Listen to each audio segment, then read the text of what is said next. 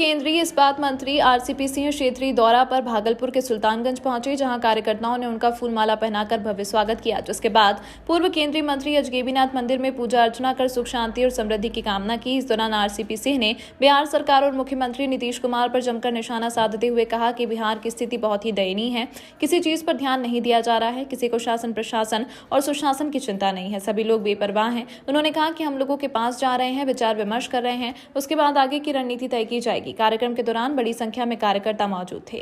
सुल्तानगंज पहुंचे हैं, क्या कार्यक्रम है? के सुल्तानगंज में आज हम लोग अभी सवेरे से आप देखिए बाबा अजगैबीनाथ का दर्शन किए, गंगा माँ को प्रणाम किए और हम लोग का आज दिन भर का कार्यक्रम है। सुल्तानगंज विधानसभा में जगह जगह पर हमारा जो भ्रमण का कार्यक्रम है, जनसंपर्क का कार्यक्रम है। उद्देश्य क्या है सर? उद्देश्य कार्यकर्ताओं से मिलना।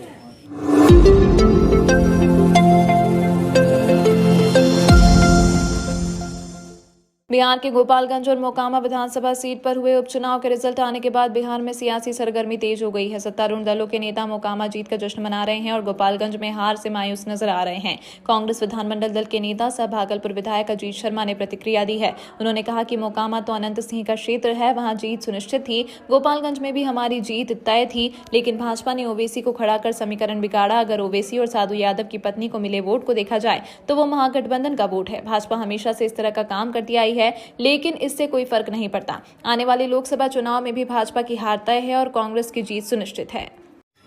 देखिए, मोकामा तो पहले से पता था, अंडरस्टूड था कि हम लोग जीतेंगे। गोपालगंज का भी था कि हम लोग जीतेंगे, महागठबंधन जीतेगी। लेकिन आप देखिए वोट का जो बिखराव हुआ, गोपालगंज का पहले बात कर ले। वहां पे क्या बिखराव हुआ? ओवैसी जो पार्टी ने खड़ा किया, और ओवैसी कौन खड़ा करता है? भारतीय जनता पार्टी करती है। उसको जो वोट आया, फिर आप देखिए साधु यादव जी अपनी पत्नी को खड़ा कर देते हैं, तो वो कुछ वोट ले जाते हैं। तो करीब करीब 8,000 वोट हमको लगता है कि उनको साधु यादव की पत्नी जी और ओवैसी को भी 10,000 के आसपास वोट आया था, 18,000 वोट। ये महागठबंधन का वोट था। तो जानबूझ के प्लान करके गोपालगंज को हम लोग को हराया गया।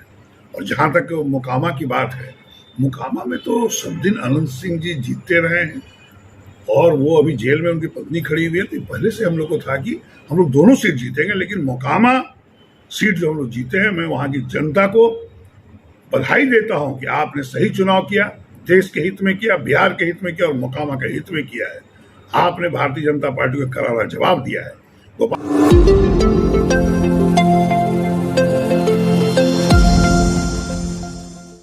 भागलपुर में महीनों से अपनी नाबालिग बेटी से नहीं मिल पाने का गम लिए एक मां दर-दर की ठोकर लगा रही है और पुलिस अधिकारियों से अपनी बेटी की सकुशल बरामदगी की गुहार लगा रही है। मामला लोदीपुर थाना क्षेत्र के पिथना गांव का है, जहां की रहने वाली बीबी सामिया की 14 वर्षीय नाबालिग पुत्री मार्च महीने से ही अपने घर से गायब है। सामिया की माने तो उसके रिश्तेदारों और पड़ोसियों ने ही उसकी बेटी को 21,000 रुपए में मार्च महीने में कहीं बेच दिया। मामला दर्ज करने वह कई बार लोदीपुर थाने भी गई, लेकिन पुलिसकर्मियों द्वारा उसकी बेटी को खोजने के एवज में रुपए की मांग की गई। करीबी की मार झेल रही रुबिया ने अपने रुपए देने में असमर्थता जाहिर की तो उसे थाने से डांट डपट कर भगा दिया गया। अपनी बेटी की फोटो लेकर दर दर भटक रही है और लोगों से उसका पता पूछ रही है। सामिया ने बताया कि थाने से भगाए जाने के बाद एसपी कार्यालय भी पहुंची, लेकिन यहां भी उसे इंसाफ नहीं मिला और उससे एसपी कार्यालय में तैनात पुलिसकर्मियों के द्वारा भगा दिया गया। थक हार कर वह अपनी बेटी की सकुशल बरामदगी को लेकर डीआईजी कार्यालय पहुंची है और उम्मीद है कि उसे इंसाफ मिलेगा।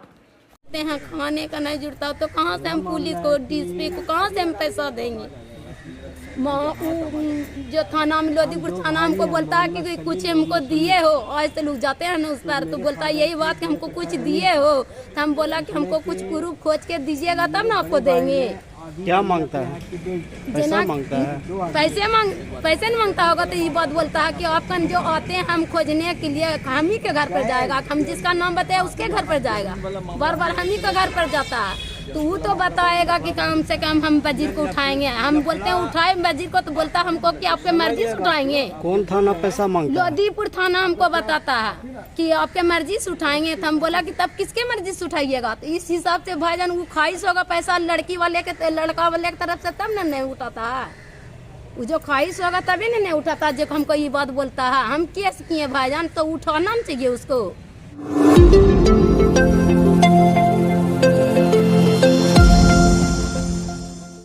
कला संस्कृति एवं युवा विभाग और बिहार राज्य खेल प्राधिकरण की ओर से भागलपुर में नशा मुक्ति को लेकर जागरूकता दौड़ का भव्य आयोजन किया गया। सैंडिस कंपाउंड मैदान में जिलाधिकारी सुब्रत सैन, एसएसपी बाबूराम समेत अन्य अधिकारियों ने गुब्बारा उड़ाकर व हरी झंडी दिखाकर दौड़ का शुभारंभ किया। किलकारी के बच्चों ने नशा मुक्ति को लेकर नृत्य प्रस्तुति के माध्यम से जागरूक किया। दौड़ में 1000 से अधिक महिला, बालिका, पुरुष व युवा प्रतिभागी शामिल हुए, जिसमें से 16 वर्ष की कम उम्र से बालक बालिका व 16 वर्ष से अधिक पुरुष व महिला प्रतिभागियों ने हिस्सा लिया। महिलाओं के लिए 3 किलोमीटर, साथ ही पुरुषों के लिए 5 किलोमीटर दौड़ आयोजित की गई थी। सैंडिस से कचहरी चौक, घंटाघर, आदमपुर, मनाली, तिलका मांझी से पुनः सैंडिस तक रूट निर्धारित किया गया था। इस दौरान C8 कमांडो, जिला पुलिस बल, महिला पुलिस बल और दंगा नियंत्रण बल की जगह जगह तैनाती की गई थी। वहीं विजेताओं के लिए कुल 67,000 रुपए पुरस्कार राशि रखी गई थी। ये आज का एक कार्यक्रम जन जागरूकता के उद्देश्य के लिए आयोजित किया गया है और यहाँ काफ़ी संख्या में प्रतिभागी लोग एकत्रित हुए हैं, दर्शक लोग एकत्रित हैं। पूरे रूट पर पुलिस बल की प्रतिनियुक्ति की गई है। आज इस अवसर पर मैं जिला वासियों से अपील करना चाहता हूँ कि नशा मुक्ति का जो अभियान है इस पे बीच बीच में पुनः फोकस करने की ज़रूरत रहती है। लोगों में एक जागरूकता का माहौल पैदा करने की ज़रूरत रहती है। इसी उद्देश्य को लेकर इस कार्यक्रम का आयोजन किया गया है और आम लोगों से अपील है कि अपने आसपास में नशे के विरुद्ध एक माहौल बनाएं। जो भी लोग नशे का कारोबार करते हैं या नशे का सेवन करते हैं उनके विषय में सूचना पटना केंद्रीयकृत नियंत्रण कक्ष में दे सकते हैं या तमाम वरीय पदाधिकारियों को सूचना दे सकते हैं। इस पर त्वरित कार्रवाई की जाएगी। नशा मुक्ति जागरूकता को लेकर के आज जो है ये दौड़ का आयोजन किया गया है और पार्टिसिपेशन आप देख रहे हैं, काफ़ी इसको लेकर के लोगों में जागरूकता है और युवा वर्ग के युवा युवतियाँ अंडर 16 एवं 16 जो बच्चे लड़के लड़कियां हैं वो लोग काफ़ी संख्या में आए हुए हैं। तो ये बहुत अच्छा उत्सव का माहौल है और प्राइजेज़ का जो अमाउंट है वो भी काफ़ी अच्छा है। 5,000 रुपया फर्स्ट प्राइज़ है, सेकंड थर्ड भी है, सांत्वना 1,000 है, 7 बच्चों का और 7 लड़कियों का भी। तो बहुत अच्छी तैयारी की गई है, चाहे वो पुलिस के पदाधिकारी कर्मी हो, डीडीसी साहब के नेतृत्व में सारे जितने भी प्रशासनिक पदाधिकारी हैं सब लोग लगे हुए हैं। पिछले 2 हफ्ते से इसकी तैयारी चल रही थी और बहुत अच्छा आयोजन हुआ है, उत्सव का माहौल है। इसमें मेरी बस यही अपील है, जो माननीय मुख्यमंत्री जी ने नशा मुक्ति अभियान शुरू किया है, तो आज की तिथि में भी अगर कोई भी व्यक्ति किसी प्रकार के नशे का सेवन करता हो तो वो उनको पता है कि कितना वो खतरनाक उनके लिए, उनके परिवार के लोगों के लिए है। बिल्कुल नशे से दूर रहना चाहिए, नशे का त्याग करना चाहिए और इसमें जो युवक युवतियां हैं, जो पार्टिसिपेंट हैं, वो निश्चित रूप से इस संबंध में बहुत जागरूकता फैलाएंगे कि नशा से हम लोगों को दूर रहना है और पूरी टीम को मैं इस सफल आयोजन के लिए धन्यवाद देता हूँ।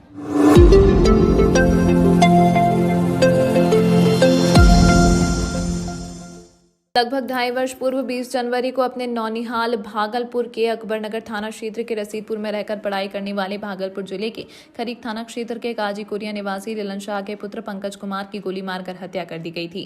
2.5 साल से अधिक समय बीत जाने के बावजूद अपने बेटे के हत्यारों को सलाखे के पीछे नहीं पहुंचाए जाने का गम लिए एक पिता लगातार इंसाफ की गुहार लगाने पुलिस अधिकारियों के कार्यालयों का चक्कर काट रहा है। मृतक के पिता ललन शाह ने बताया कि उसका पुत्र पंकज कुमार अपने ननिहाल अकबरनगर थाना अंतर्गत रसीदपुर में रहकर पढ़ाई करता था। उसने सिपाही भर्ती परीक्षा में उत्तीर्णता प्राप्त की।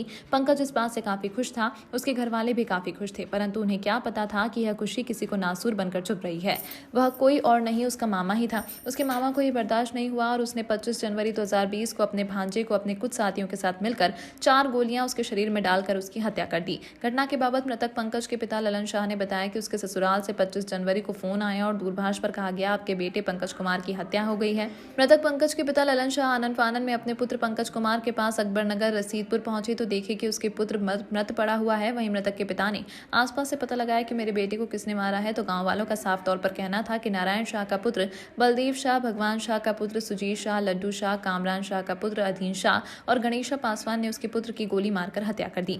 एक पिता अपने पुत्र को न्याय दिलाने के लिए बरसों थाने के चक्कर काटा। जब थाने में कोई सुनवाई नहीं हुई तो एसएसपी कार्यालय के चक्कर काटे और वहां भी जब उनकी फरियाद नहीं सुनी गई तो वह डीआईजी के चक्कर लगातार काट रहे हैं। उनका सिर्फ यही कहना है कि मेरे बेटे को जिसने मारा है उनसे सख्त से सख्त सजा दी जाए।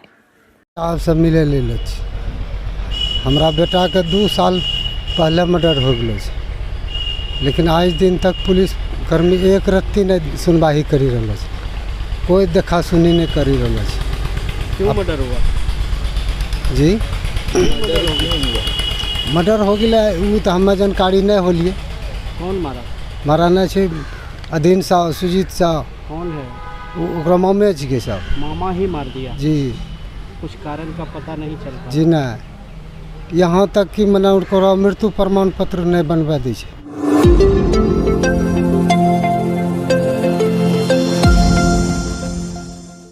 कदवा की धूल पहुंची दिल्ली, कर रहा भारत की मेजबानी। कहते हैं ना, होनहार बिरवान की होती चीखनी बात, जिसको आज कदवा के एक लाल चरितार्थ करता दिख रहा है। नई दिल्ली के तालकटोरा इंडोर स्टेडियम में 2 नवंबर से 6 नवंबर तक आयोजित दूसरा open international kick boxing championship में संतोष कुमार भारतीय टीम की ओर से कप्तानी कर रहे हैं। यादों के संतोष कुमार भागलपुर जिले के नवगछिया प्रखंड अंतर्गत कदवा दियारा पंचायत के पकरा टोला की धूल दूसरित मिट्टी पर पैदा हुए हैं। उनके पिता गणेश राम व माता मीना देवी काफी गरीब महादलित परिवार के हैं। उस परिवार में पल बढ़ रहे संतोष के अंदर बचपन से ही अच्छी प्रतिभाओं का लक्षण दिखाई दे रहा था, जो आज भारत की तरफ से कप्तानी कर रहे किक बॉक्सिंग में संतोष ने अंडर 54 किलोग्राम भार के पुरुष लॉ किक में भाग लिया। इस मैच में कोरिया, उज्बेकिस्तान, जॉर्जन, साउथ कोरिया व इंग्लैंड जैसे देशों के साथ खेल रहे हैं। आज संतोष कुमार ने फोन पर रिसेंट बिहार से बातचीत करते हुए जानकारी दी है कि भारत के साथ वह मेडल राउंड पर पहुंच चुके हैं। वह किक बॉक्सिंग चैंपियनशिप में अन्य देशों से अपने देश का नाम सबसे शीर्ष पर लाने का प्रयास कर रहे हैं, जो अपने गाँव के साथ साथ देश के लिए गर्व की बात है। संतोष की इस प्रतिभा पर पंचायत के मुखिया नरेश सिंह, पंकज कुमार जायसवाल, समाजसेवी प्रिंस प्रभात, नवीन कुमार निश्चल, सीआरपीएफ डीएसपी विभाष राय, जदयू नेता प्रशांत कुमार कन्हैया के साथ इलाके के अन्य गणमान्य लोगों ने शुभकामनाएं दी हैं।